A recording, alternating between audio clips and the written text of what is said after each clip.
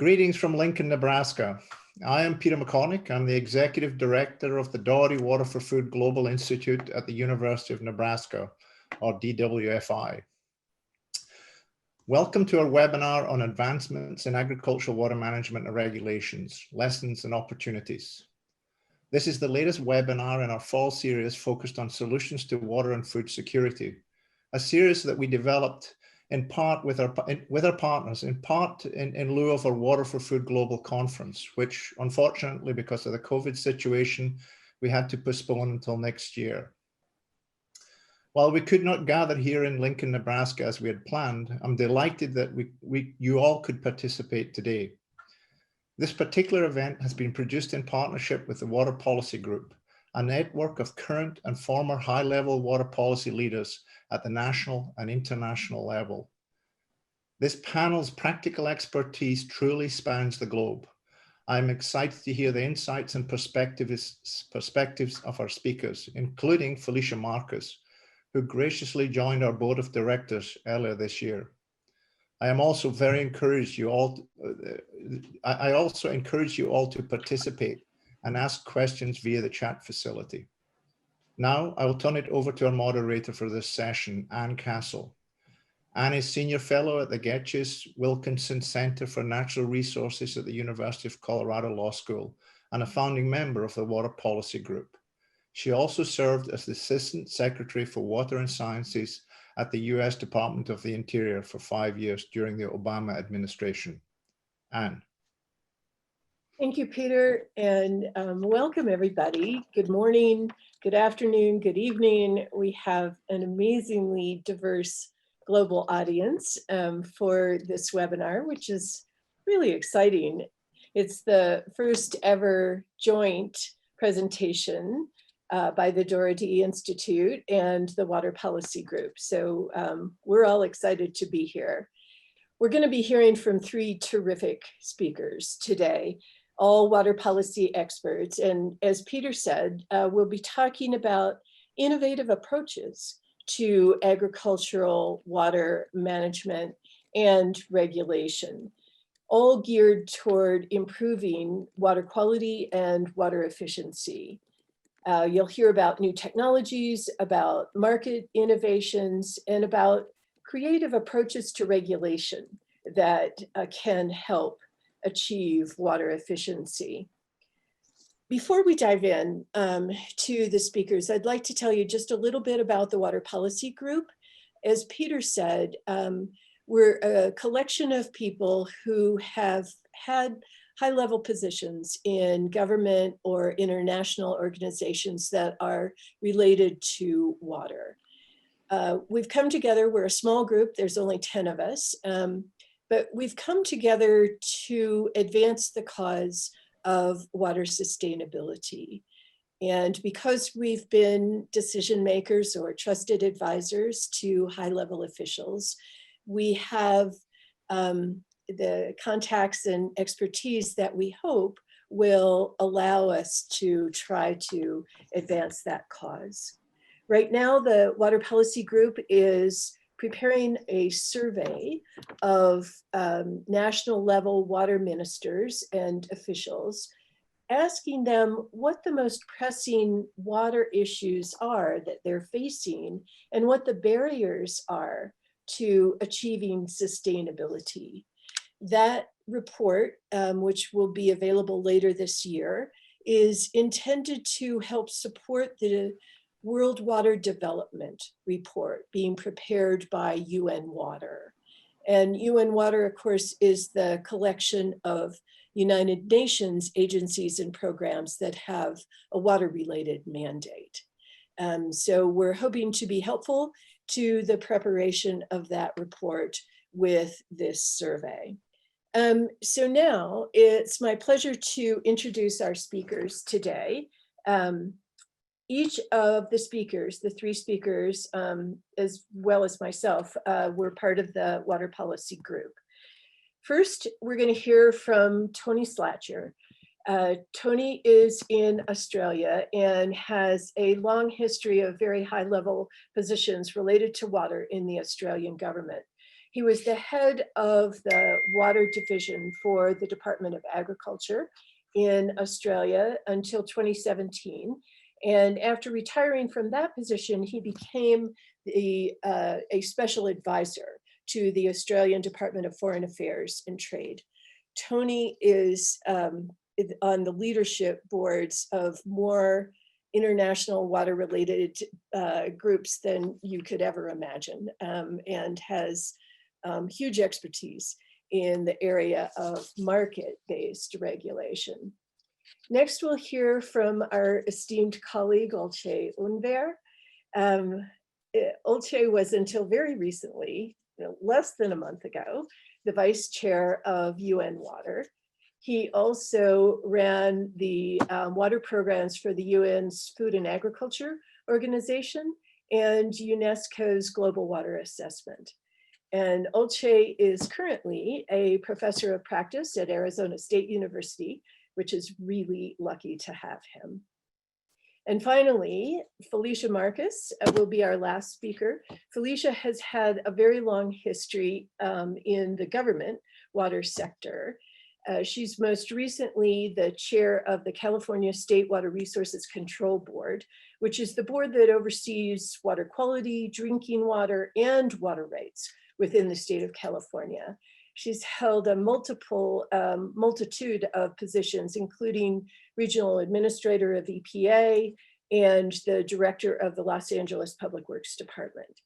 So we've got a great team lined up for you today. And first we're going to hear from Tony Slatyer. The Australian time zone doesn't allow Tony to be with us in real time.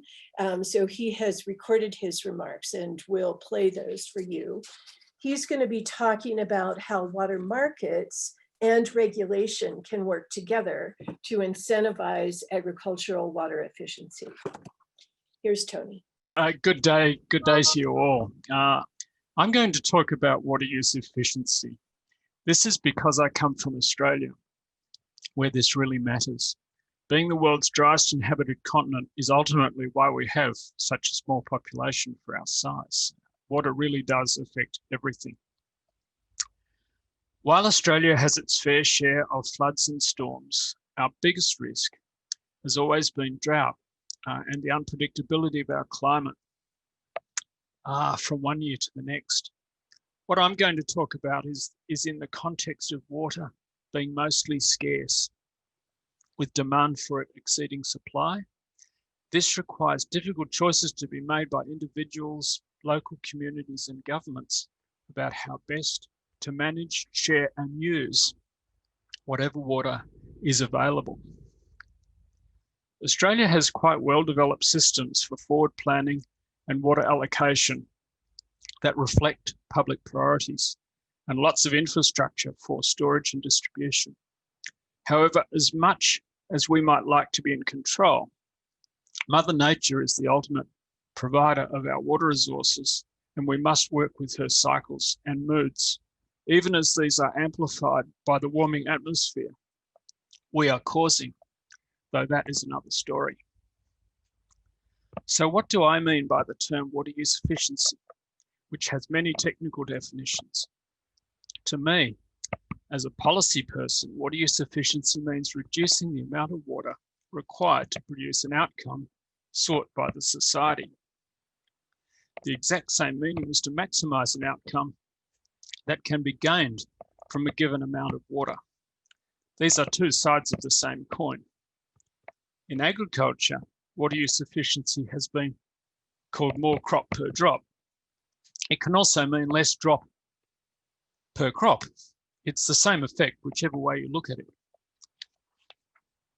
Typically, an outcome sought by the society from water use efficiency may be to achieve a higher value of agricultural production, or it may be to achieve a new environmental target, or cultural or recreational activity, or some of both.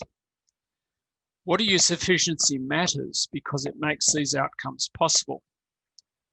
If what we want can be achieved by using less water, then that creates options for the society that would otherwise not exist. The water efficiency creates a water saving, Choices for the saved water may be to leave it in the river to provide benefits for the local riverine environment or downstream users, or to deploy the saved water to get more of a pre-existing benefit, such as to increase food production, or to achieve some other outcome that would otherwise not have been prioritised. Without the efficiency saving, these choices are not possible. This is how I think about water use efficiency in terms of its relevance to public policy. It's all about maximising choices available to the society. With all the pressures facing societies to live more sustainably, to end hunger, to achieve clean energy, to maximise employment, to protect the environment, all while battling a health pandemic, having these choices is more important than ever. So if water use efficiency is so important, how can this be achieved? In terms of first principles, it is not enough that water users voluntarily reduce their water use if all that means is that their neighbour can use more. The first policy requirement to enable water use efficiency is that water users are limited in how much water they can use. In Australia, this is generally done through water planning and allocation systems at the catchment level, with water rights authorising the use of a share of the available water. With this framework in place, the water user has an incentive to use the water they have more efficiently, so they can deploy their surplus water to produce more. This incentive is supercharged if the water rights can be carried over from one year to the next in a public storage, and if the rights are tradable, as is allowed in many Australian catchments. A farmer who reduces their water use then has a choice whether to keep their saved water until the next year as insurance against it being dry, or sell it on the market to someone who values it more than they do. These regulatory measures alone create powerful incentives for water users to invest in their own water efficiency measures, as they have long been doing. What then if the government wishes to achieve a new outcome from the water in a catchment where that has been fully allocated, and where the government does not wish to deal with the political and legal risks involved in simply taking that water back from water rights holders? A good example of this was in our major food bowl, the Murray-Darling Basin. The government decided it needed to recover around 20% of the water being used for irrigation to restore environmental values, but wished to do this while limiting the impact on agricultural production and local rural communities. The primary mechanism we adopted was to invest public funds in water use efficiency savings on the farm and through the replumbing of whole irrigation districts. Farmers who accepted this money to improve their water use efficiency would then agree to provide the resultant water saving as a portion of their water right back to the government to use for the environment. This approach was admittedly very costly to the taxpayer, but it has been highly successful in its objectives, with the triple bottom line goals sought by the government being largely achieved. Of course, as all of us in the water world well know, any policy like this will always be highly contested and controversial. However, it is good to know it can work to advance the overall sustainability of our water-based agriculture systems. Water policy frameworks, particularly in conditions of water scarcity, can and should create incentives for private investment in water use efficiency. My experience is it is possible for governments to leverage these incentives to achieve their broader public policy goals. Given the political difficulty of any government attempts to rebalance water use in the public interest, I would recommend any policy guidance on best practice approaches to water regulation and management draw on the kind of experience I've been describing. This should be part of the global water policy scaffolding to make it safer to do difficult policy work that I have recommended in other global forums. Thank you for listening to me, and I wish you all the best of success as you pursue your own water use efficiency endeavours. Okay, well, we're thanking Tony for that presentation, and he's actually going to be back with us to answer a question that was directed to him in advance by some of the webinar participants. Next, we're going to hear from Olcay Ünver. He's going to talk about the link between innovation and the 4 pillars of food security. So over to you, Olcay. Thank you.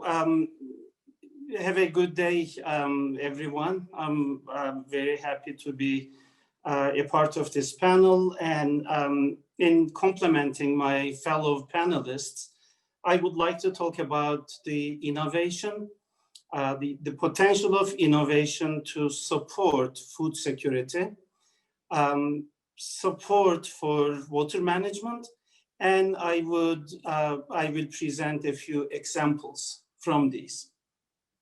Before I start, I would like to define innovation from a perspective of food security, agriculture, and natural resource management. And with this, innovation refers to new or existing products, processes, or ways of organization that are used for the first time in a specific context. So they don't have to be a new product or idea. In order to increase efficiency, effectiveness, competitiveness, resilience, or sustainability, or a subset of these, and as such contribute to food and nutrition security, economic development, or sustainable natural resource management, and hopefully a big subset of these.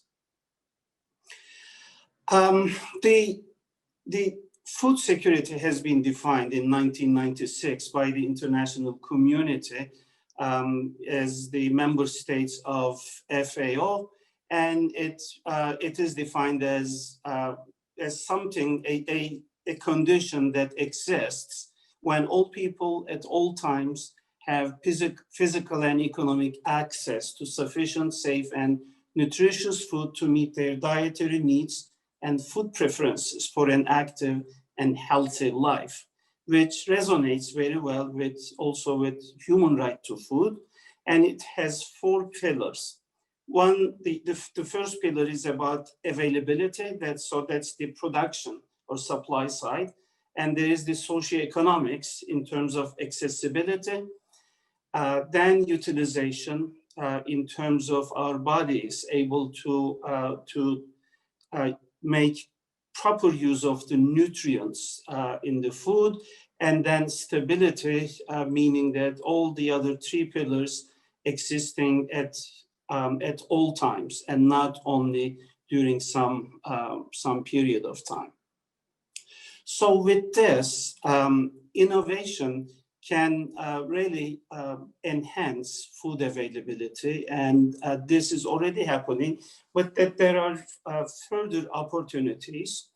First of all, the most obvious one is an increase in agricultural productivity, as well as the productivity of land and water. And under this, we have improved plant varieties, such as salt, drought-tolerant crops, crops resistant to disease, pests, and heat. Then enhancing water availabilities in terms of harvesting rainwater, detection sensors for groundwater, low-cost, low-tech water storage schemes, and reuse of wastewater, and irrigation and fertigation technologies, along with scheduling and adaptive management schemes. Going away a little bit from water, increased soil health and soil organic carbon will increase the productivity of water, as well as help us use water more efficiently. Livestock sector and livestock value chain has a lot of opportunities in order to reduce its water footprint. And some ideas are on your screen, ranging from animal production to disease management.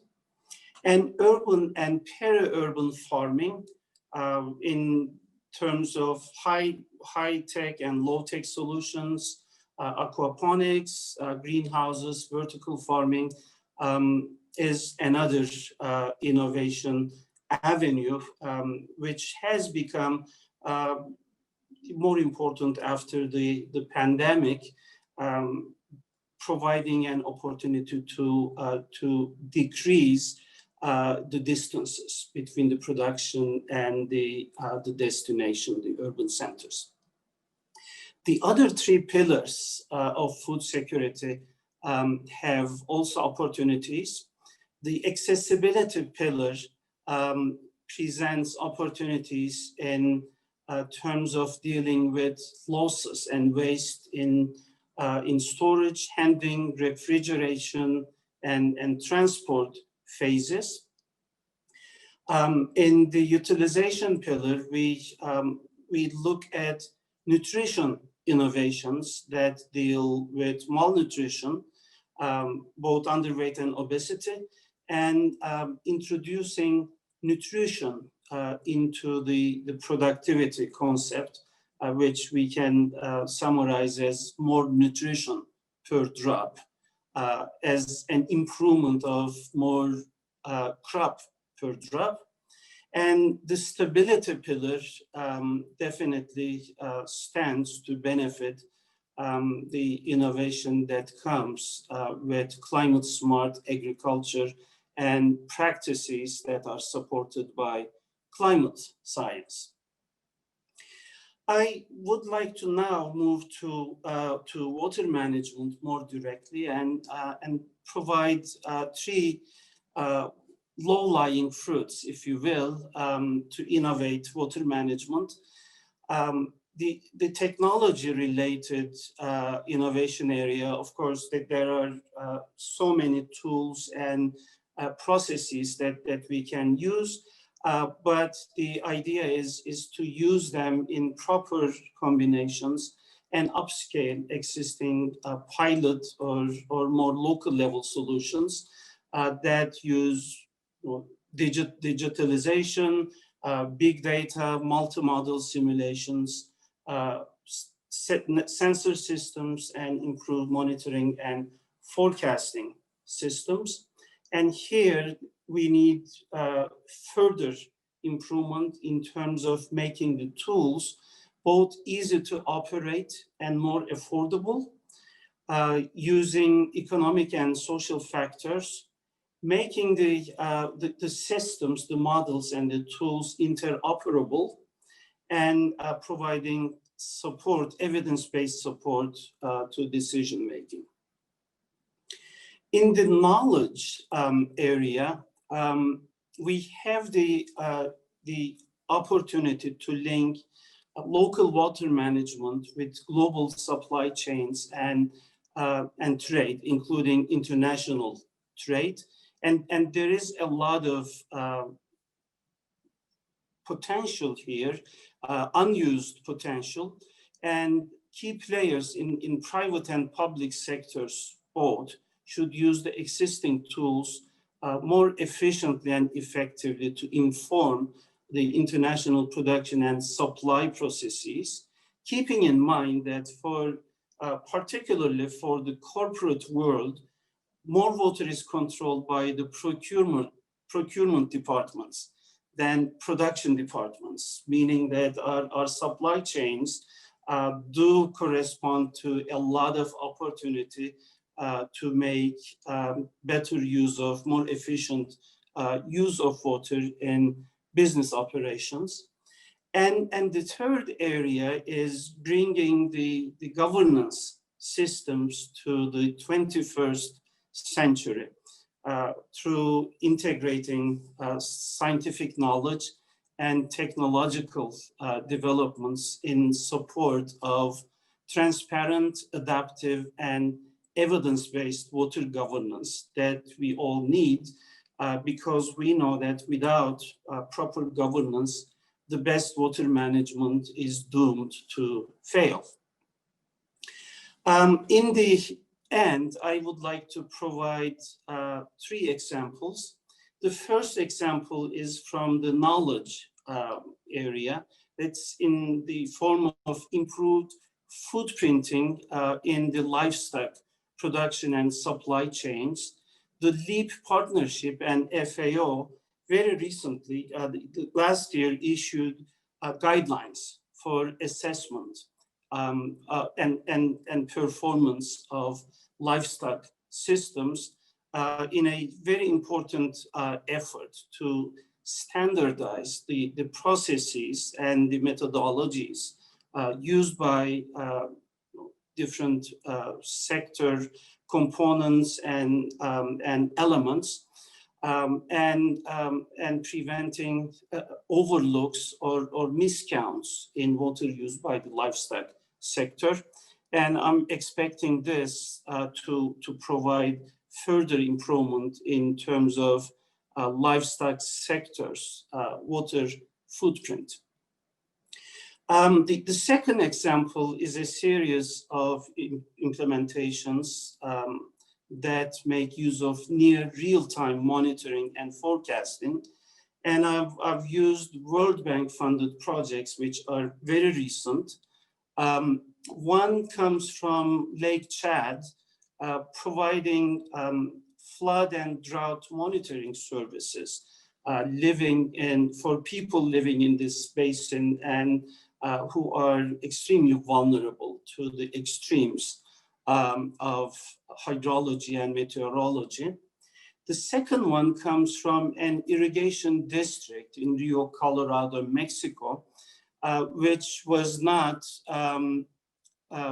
funded adequately in order to do their monitoring and evaluation services, and a system that puts together modeling opportunities and big data and remote sensing provided very important support in terms of analyzing evapotranspiration and vegetation indexes and monitoring crop stage and crop types over their irrigation operations. And now CONAGUA, the Mexican National Water Agency, is looking into extending this to other irrigation districts. And the third example comes from a very underprivileged community, farming community in Uttar Pradesh, India, where the typical farm size is less than 2 hectares.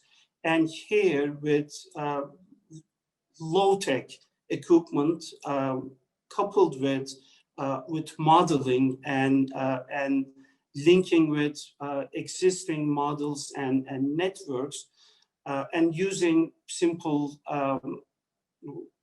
the cell phones, not smartphones, but cell phones, to communicate with farmers. An irrigation advisory service has been established and has been in operation for some time. And last, an innovation coming from biotechnology and biodesign sector. This is a picture from 2 years ago.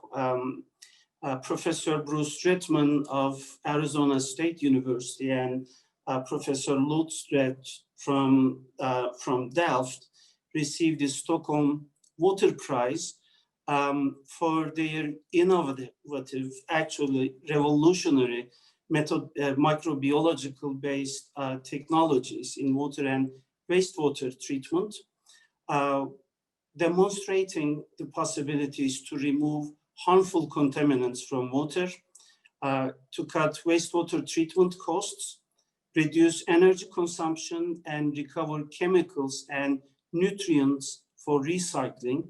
And this pioneering research has now led to a new generation of processes that are replacing the ones that were not adequately efficient. So with this, thank you very much for your patience and interest, and give the floor back to Anne. Thank you, Olcay. That was really insightful, and great to hear about the examples too, because I think that's always important, as Tony said, to build on, that other countries can point to. So now we're going to hear from Felicia Marcus. She is going to talk about two different regulatory schemes in the state of California: the relatively recent Sustainable Groundwater Management Act and the Integrated Lands Regulatory Program, both of which are tough regulatory systems, but sensitive to the needs of the agricultural sector. So Felicia.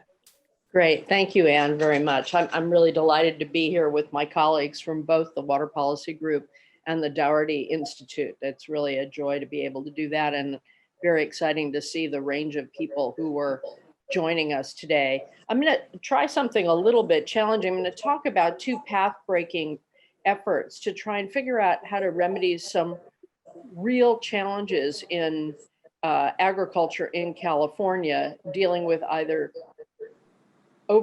overuse of groundwater, so that our groundwater basins are sinking, as well as contamination of groundwater just from as a byproduct of the productive production of food and fiber.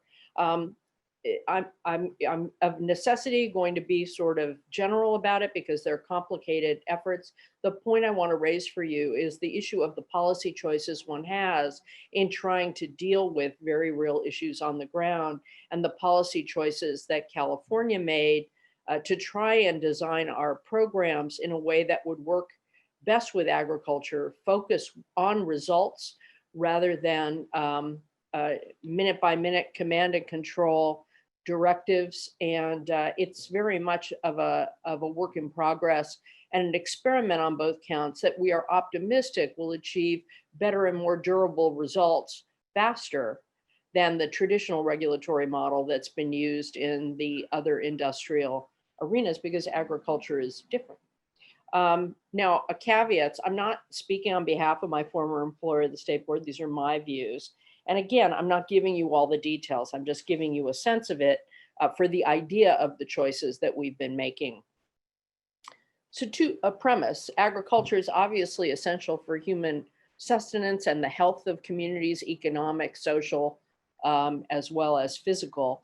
But nonetheless, the use of too much water, fertilizers, and chemicals has negative consequences, externalities, as we say, for communities and people through overdraft or contamination. We're faced with two choices. One is to go the traditional regulatory route, which we refer to as command and control, where we would create an entire architecture of how folks needed to reduce their over-reliance on groundwater basins, or to lessen the amount of chemicals, particularly nitrogen, that were being applied to crops. We had calls from the environmental and some other community sectors to essentially set limits on how much nitrogen you could use on a given crop.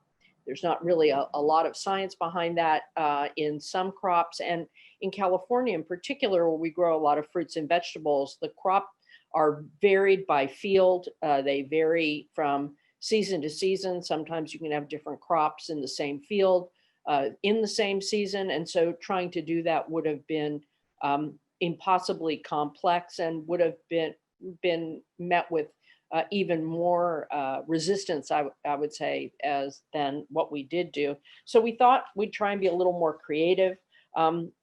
Our selection was to go with what someone yesterday called on a different webinar, collective implementation, which is to try to figure out how to use the spirit of community that is frequently present in agricultural communities, the knowledge on the ground, as well as understanding the responsibility of a community to deal with issues within their own community as a cultural norm and something people like, in addition to the fact of not liking being told what to do by a governmental bureaucrat in a cubicle in Sacramento or Washington or wherever your capital may be.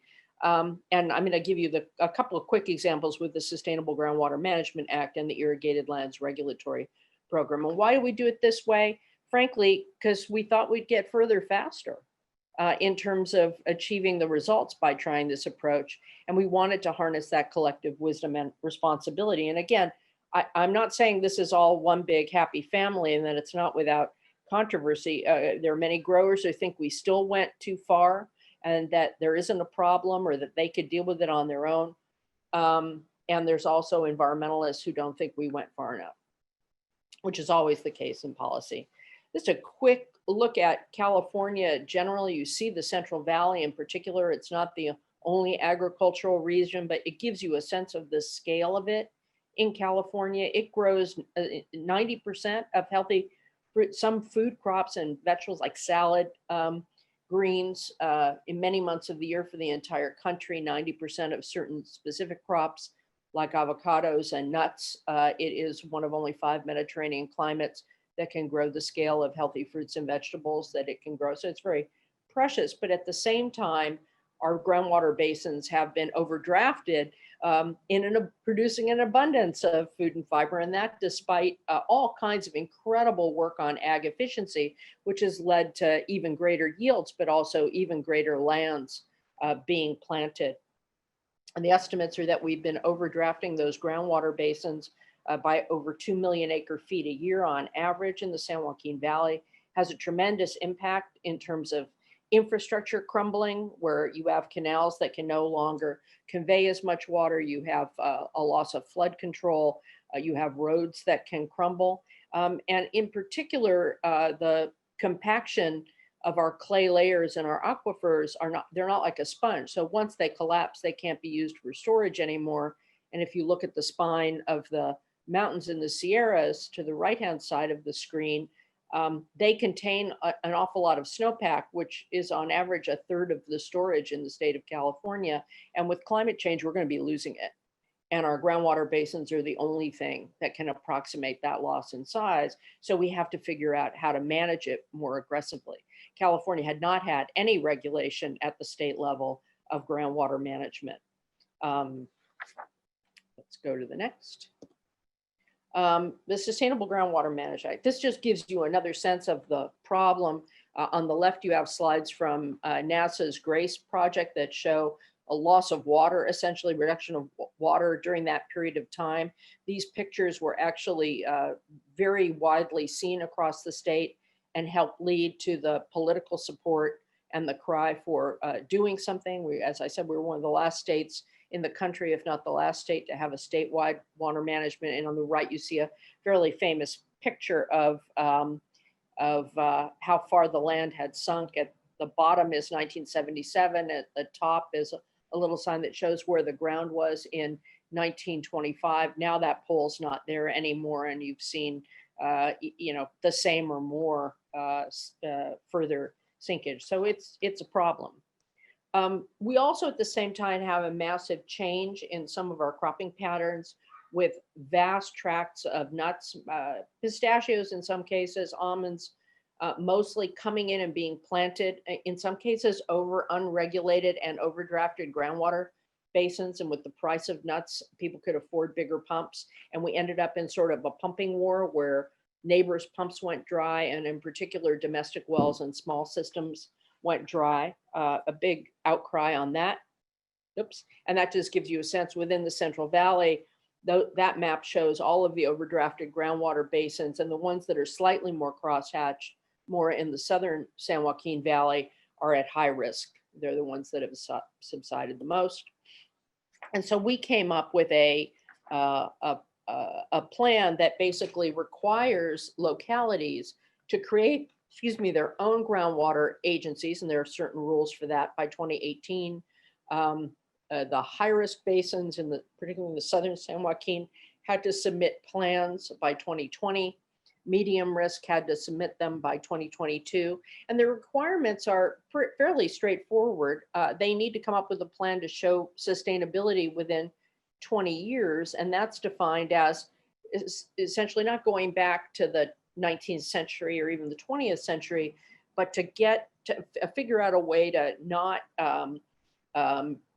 go beyond the safe yield to remain at the levels they were at in 2015, which many people thought was not aggressive enough, but it's still going to be a difficult thing to do.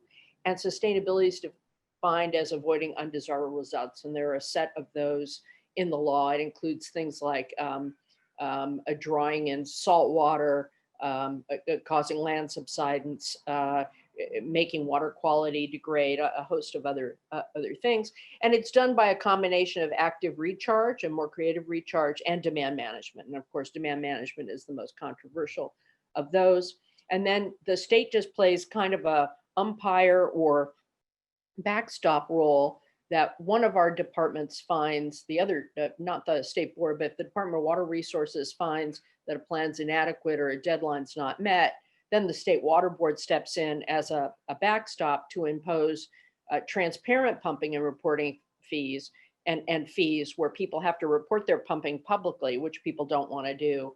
It holds some hearings, and if in the worst cases, actually propose a plan, which can be interim or long-term, and we hope to not have to do that at all. They're now evaluating. We have phenomenal compliance so far, which is great, either because people are afraid of the State Water Board, or as I think, people knew in those communities that they needed to deal with this issue if they wanted their grandchildren to be able to farm.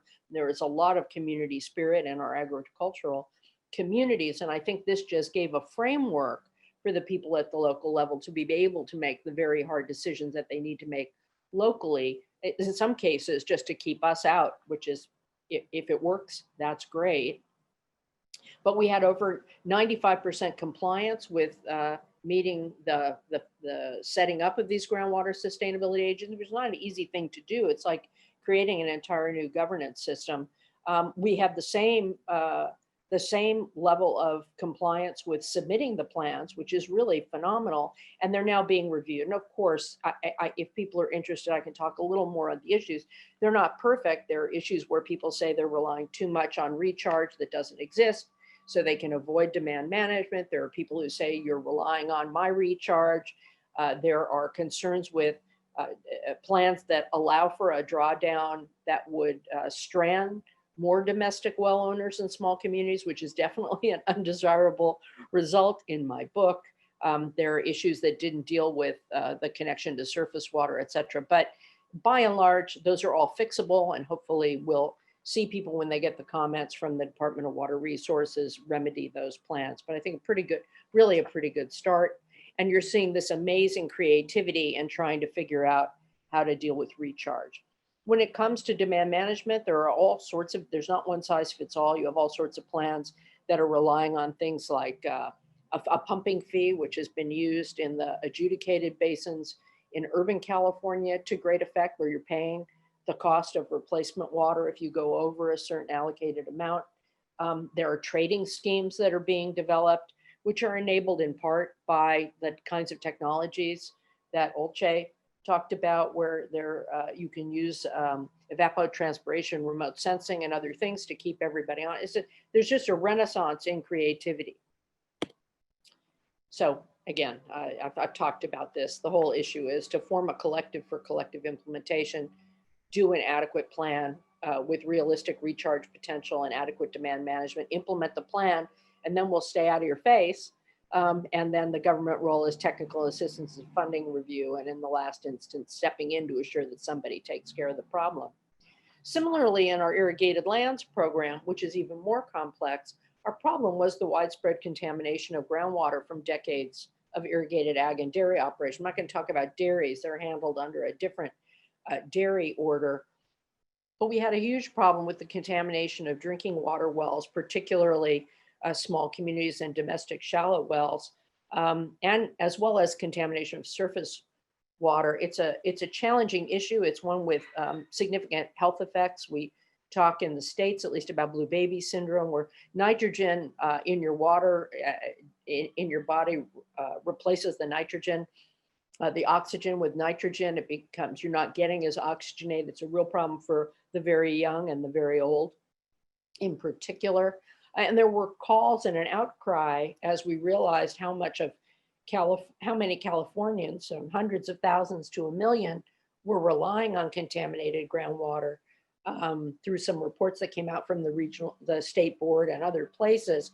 And there, of course, in the same instance, there were calls for traditional regulation along the lines of industrial pollution historically, or we could have done something different, and we opted to do something different. This just gives you a sense of the scope and the spread of that contamination. This is not unique to California. This is true anywhere you've had farming. It's not evil polluters. It is people who have been doing a socially productive thing, growing the food and fiber we rely on, but using nitrogen, sometimes more than is necessary, either in water or in direct application. It's just an externality and a byproduct of it, but it actually has an impact that we need to deal with. In large communities, you can afford to treat it. In little ones, not so much. So our objective was to reduce those nitrogen loadings. And in our initial draft approach, and this is done by various regions in our system, and that comes up on appeal to the state board, and we can make a precedential policy decision. So I may be talking about that. There were calls for us to regulate, as I said, every crop and how folks ought to farm it. We were leery of the ability to do that, and we also knew the resistance we would get, and we would end up just fighting over it for years rather than actually getting anything done. Our initial draft tried an approach that's innovative, but wasn't that popular with farmers, of just using data transparency to drive reductions, that have farmers actually have to look at and report the amount of nitrogen in the water they apply, they add to the crop, less what they pull out in the crop. So you would start to get a basis of knowledge of who was using how much. And farmers could see with each other that they were using more than another guy who was just as, or woman who was just as productive, and that just knowledge of it would help drive less use, just as much as the toxics release inventory has in the US and in other contexts. That was met by an outcry from agriculture for a lot of reasons, that people don't want government in their business. They don't want the world to see what they're doing, even their neighbors, from time to time. And to make a long story short, our final decision allowed for, again, this collective implementation where we allowed for the use of coalitions to achieve measurable results over time.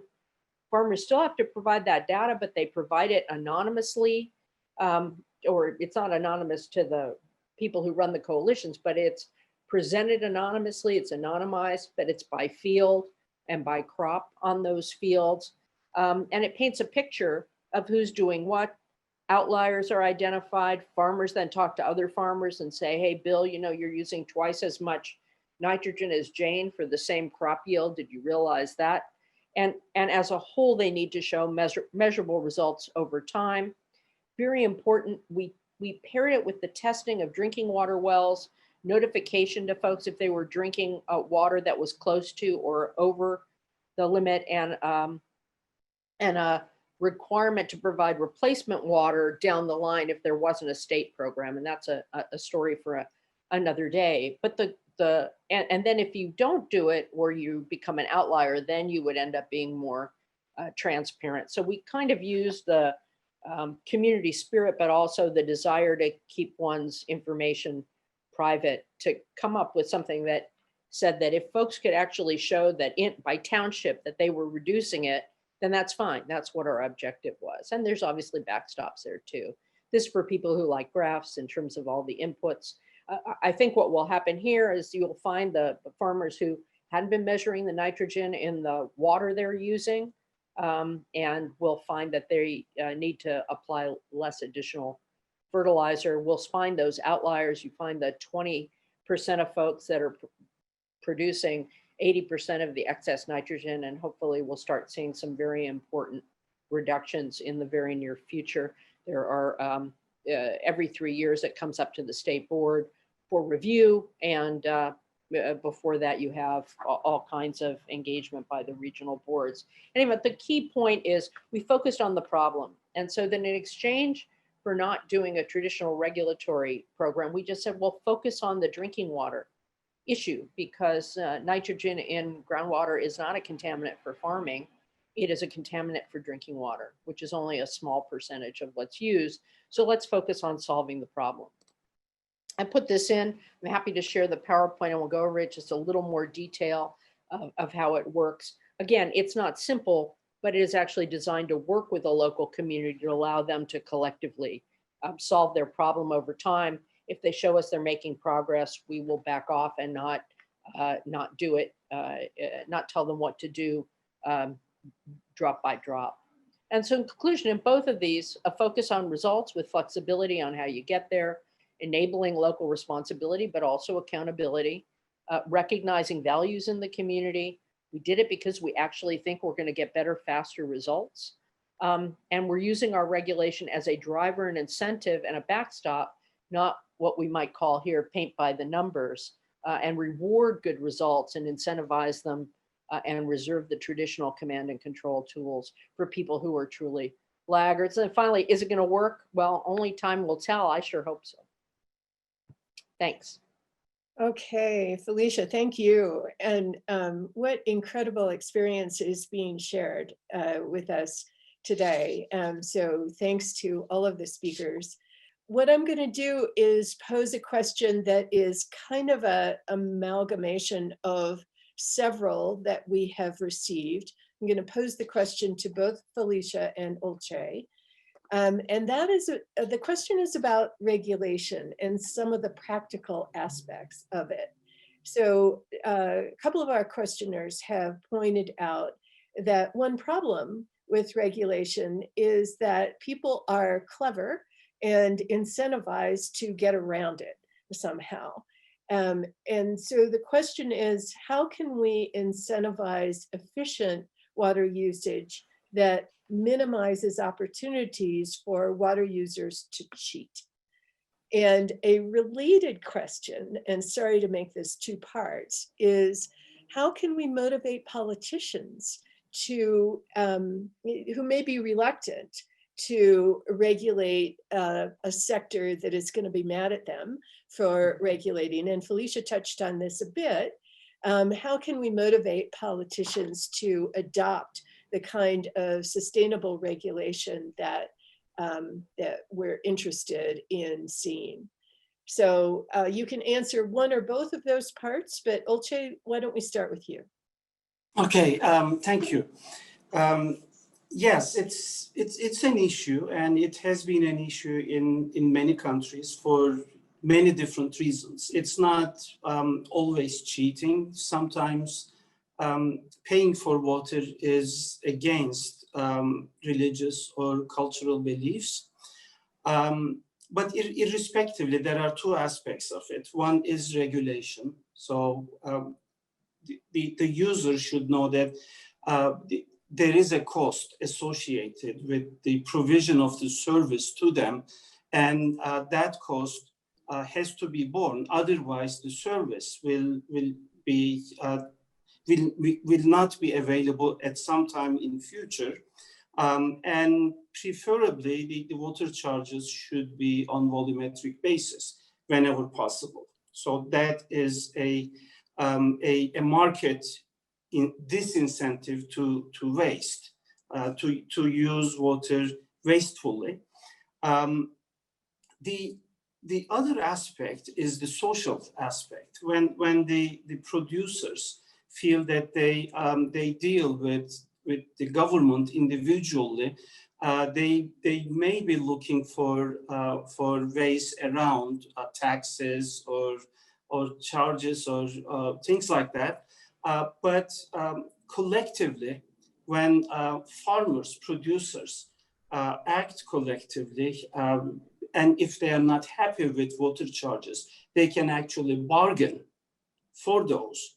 But the other side of the coin is that once they agree, then they have to collectively abide by that, comply with that.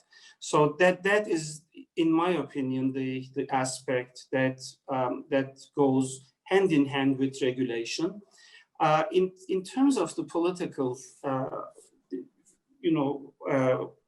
politicians supporting this, is I think transparency is extremely important.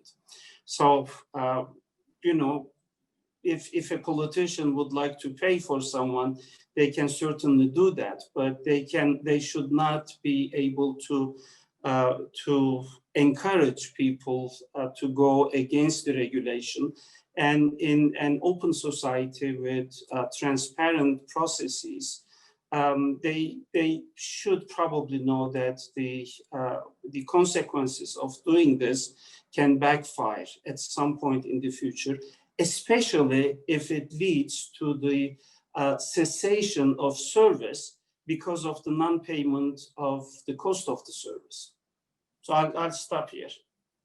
Okay, thank you for those insights. Felicia, what are your thoughts on that? Well, just quickly, I mean, I think part of the value of the collective implementation approach we took is that it would not be evading the rules that governments imposed. It would be cheating on your fellow community member. And I think there is a way in which, by putting the bottom line results on a community group that's come together to deal with themselves collectively, you end up with an atmosphere that makes it where they're dealing with it as a community. Remember, it's a very different kind of peer pressure than fighting the man or the other, like, you know, like the paying your taxes thing. So I think this approach is going to yield greater compliance because it's going to be policed by the community itself, which is fundamentally different.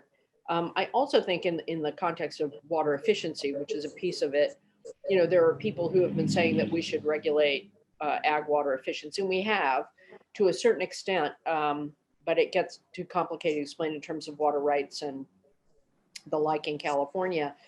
The regulations that we've done here to focus on reducing nitrogen pollution and on reducing the overdrafting of groundwater basins will of necessity lead to people implementing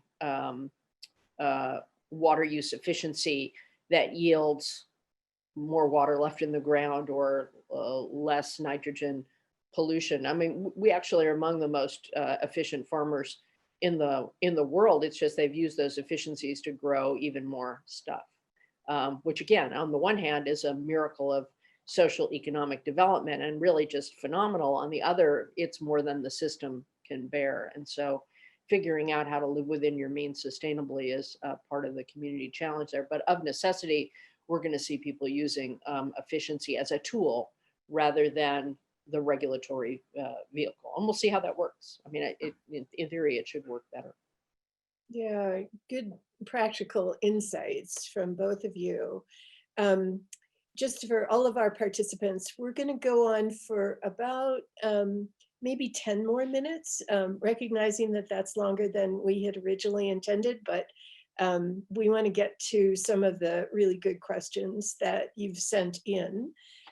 So if you have to leave, you have to leave, but we'll go on for till about 15 minutes after the hour.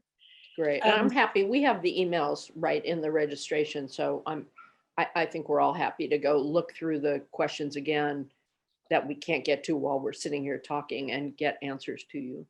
Perfect. I've done that in the past. So Olcay, inspired by your remarks, we have a question to you. What are the biggest technological barriers to more widespread monitoring and modeling of water use for agriculture? Okay, actually, I saw the question in the chat box, and I wanted to take it a little broadly than just technical barriers. But in terms of technical barriers, these are being less and less restrictive because technology is becoming more affordable. Sensors, for example, are becoming less expensive and more available. But overall, a standard is lacking. So what one irrigation district does in Mexico is not necessarily immediately replicable in another place. And a lot of pilots are being produced, pilot projects and implementations. And in spite of the fact that the developers are trying to make their models interoperable. This is not yet happening to any large extent. But if we go beyond this a little more, we see the farming systems dominated by small farmers, smallholders, less than 2 hectares. Out of some 600 million farms, 90% are small farmers. And many of these are not, commercial farmers, or not able to deal with technology by themselves. And this is one aspect that needs to be taken care of, but not necessarily by the technological advancements, but being able to make them available to smallholder farmers. And one thing that Doherty Water for Food Institute has been advocating for some time, supported by the World Bank and now becoming a standard, is the farmer-led irrigation system. So moving away from large irrigation to actually the type of irrigation that farmers can lead themselves, but how to run that, and before that, how to fund it, how to finance it at the level of farmers. So these are the things that will need a combination of innovative thinking and some external intervention. Okay, great. And Felicia, if you'd like to build on that, excuse me, feel free, but also there's a question for you about what are the most promising innovations that you think have not been fully utilized in the past that could be better utilized? Well, I think there's been a revolution in the ability in technological, more affordable technology in the form of sensors, telemetry, the use of big data, the use of evapotranspiration data, which is now being used as a way as opposed to having to collect tons of data, a lot of paper or a lot of bits, and analyze it, to be able to assess water use really through remote sensing. And it's being used in some of these groundwater sustainability agencies to sort of keep each other honest. So people may be reporting what their water use is and what they're drawing out of the groundwater, but truth will tell in terms of looking at the data. And in some ways, that's much better done at the local level, again, in a community, than having the central government doing it. But more and more people are open to it because it's more fair in some ways. It's not perfect. The sensor issue is really important on the quality side, where we're going to actually be able to see whether we're getting results in surface waters. It's going to be cheaper and easier to figure out where plumes are in groundwater. And so it allows even more opportunity in a lot of different contexts to be able to come up with these more, what you might call alternative compliance models, where not just in the agricultural sector, but in any sector, where folks can say, don't tell us how to get there, let us show you the results. And we have the sensors and the capability that you can trust, as we say in the US, trust but verify, that we can prove to you that we're actually having these results, which historically has been harder because we've done sampling over time at an interval, sometimes once a month, sometimes it's expensive to do. Some of these sensors are much less expensive. They're not just in the hands of the regulated entity. They're ones where you can have third-party certification, oversight, and management. So I think that's going to open us up to more technology. Plus, you also have advances, just to be simpler, great advances in drip irrigation and other efficiency tools, both traditional and gravity fed, that are coming along. So I think that will be good. I think one of our limits is just the limit of broadband capacity. I mean, you see so many farmers now farming by iPad, if they can, with sensors in the field, where they can target water, chemicals, fertilizers to just a particular portion of a farm that seems to need it. It's really incredible, but not everybody can afford it. and not everybody has the broadband to make it work. I think if we did a real push on technology innovation and deployment, we could actually get to the kind of precision agricultural use, just precision water use that we're going to need to deal with population growth, climate change, and all the other challenges over time. And it can't happen fast enough, in my book. Yeah, that's great. Let me build on that for one last question to Olcay. We're getting a ton of questions about use of technology. And one of them is, what can governments do to help small farmers take advantage of these technology innovations that could be low cost, but maybe not low enough for small farmers to be able to economically incorporate them? Yes, I think in resolving this issue and making technology in particular and innovations in general available to smallholder farmers, governments has a responsibility.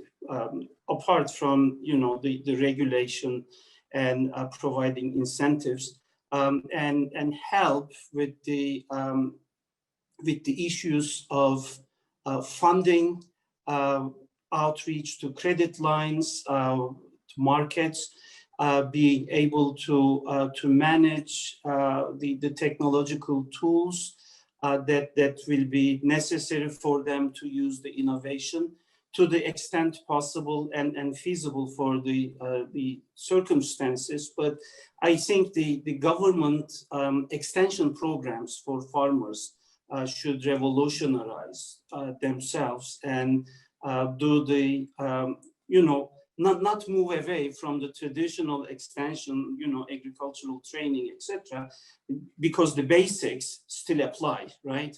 But incorporate innovation more strongly, coupled with the government supported programs that would provide the funding aspect, or whatever the infrastructural needs will be for the smallholder farmers.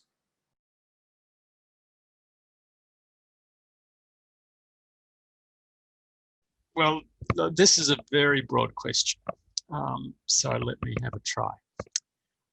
Look, in my experience, the real issue is reliability. Farmers will work with reduced water availability in dry years if they have confidence in how much water they can get.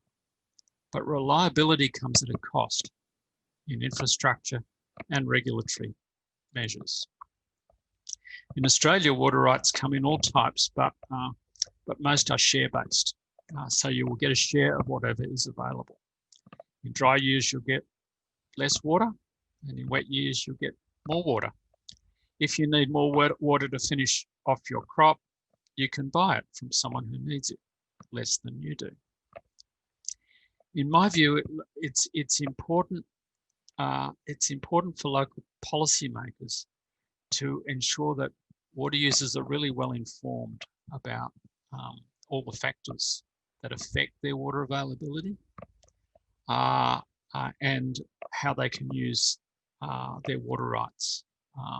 That is crucial information that it's incumbent on the government authorities, in my view, to share. Water users also need to know the cost to them and to the others of policy choices that might be made to improve reliability, such as enlarging a local dam or regulatory changes. The last thing most farmers want is for governments to force availability to them at a cost they can't afford. So in short, I would say local policymakers need to work hard on getting information out there that will assist water users to understand the local water availability situation and engage them on the options. That way it's possible to search for win-win solutions that allow the whole community to get the most benefit from whatever water is available in the local area. Really important answer.